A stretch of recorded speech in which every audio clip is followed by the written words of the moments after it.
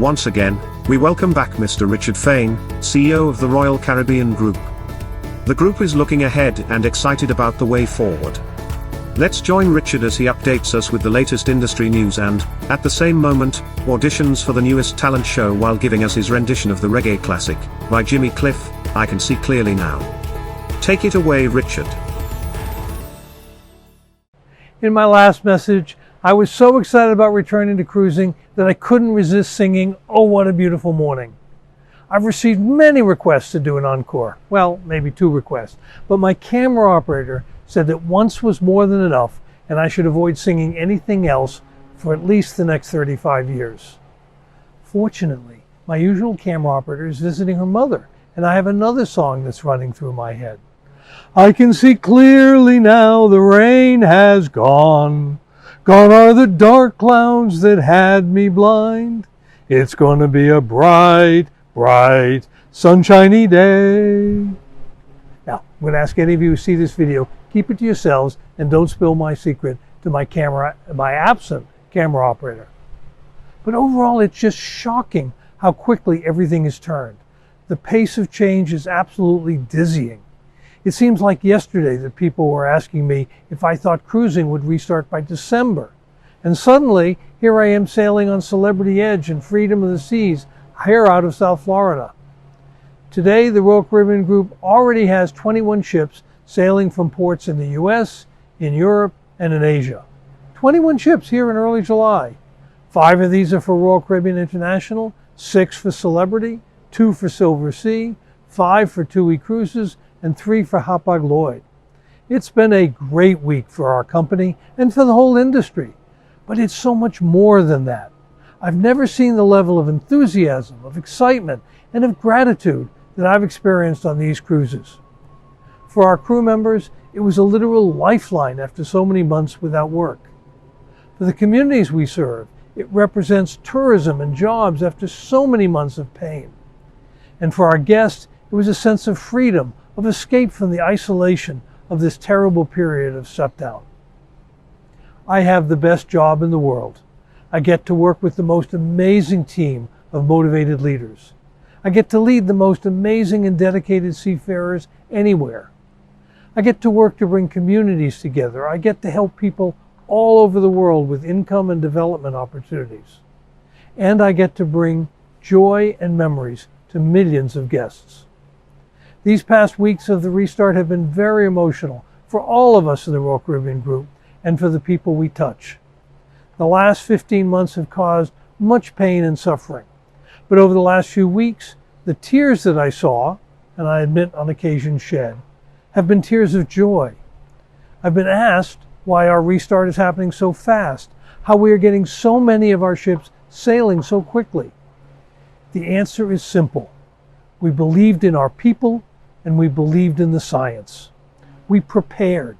We started preparing early because we knew what was happening and because we wanted to get the flywheel of demand going early. Once we started having constructive conversations with the CDC and others, we knew that the data that we had assembled and the protocols that we had cited would be so compelling that permission to sail would certainly be forthcoming soon. Of course, there was always a risk that we would still not be allowed to sail, but we considered that risk low, and the value of restarting was huge to us and to others. We bet that we could put in place healthy and safety procedures that would satisfy the CDC. We bet that we could vaccinate 100% of our crew. We bet that our protocols would be so well designed that even if we had COVID positive cases on board, we would be able to isolate the individuals and continue the cruise without disruption to other guests. And while, of course, every bet relies on a little bit of good luck, we won not through luck, but thanks to hard work, planning, and the preparation of our people, to whom I am eternally grateful, as well as to the very valuable help and the guidance from the Healthy Sail panel throughout this period. In the end, we were betting on ourselves and on our people. And in our people, we knew we had the winning hand. We were also betting on you. You've kept your businesses going through these tough times, and we're betting that your clients are ready to cruise again, and that you're ready to make their vacation dreams come true. We know that's a bet that we can win. So I'm looking ahead. It's fascinating to talk about how we got through these terrible days, but now's the time to look forward, not back. There are always immediate issues. COVID-19 is not going away, but it is slowly getting under better control. In the beginning, the main mechanism to corral COVID was isolation. Countries closed their borders and kept their citizenry from gathering. That worked okay in places where that kind of control was feasible. For example, in much of Asia, isolating the people and contained the spread.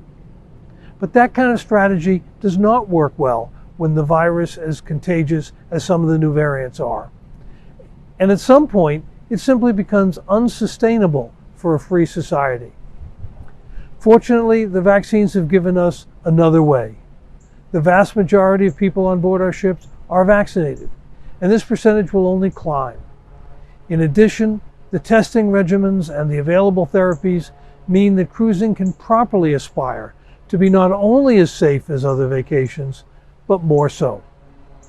We shouldn't ignore the present challenges. We should be concerned about the recent increase in cases and the impact of the variants.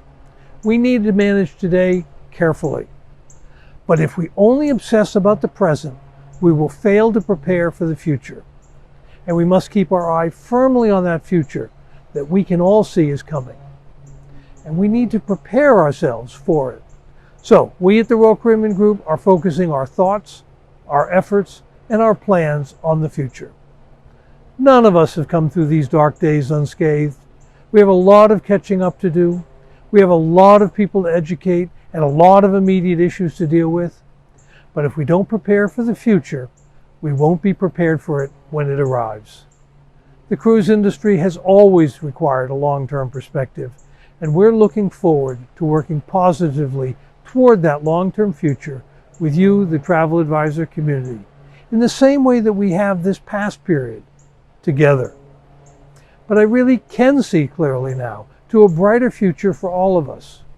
Our eye is firmly focused on that bright, sunshiny day to return to delivering the most exciting, most memorable vacations on Earth.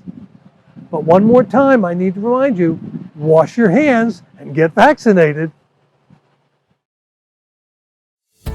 Great to hear all the progress that the Royal Caribbean Group is making and the cruise industry is moving forward. As Richard states, if we don't prepare for the future, we won't be prepared for it when it arrives. In closing, Richard reminds us, wash your hands and get vaccinated. Now, as for Richard's singing, will he make it to the semi-finals? We will leave that to your comments below. We love the sense of humor portrayed, and we also appreciate you taking the time to watch our video. Would you please subscribe and hit the like button? We appreciate it.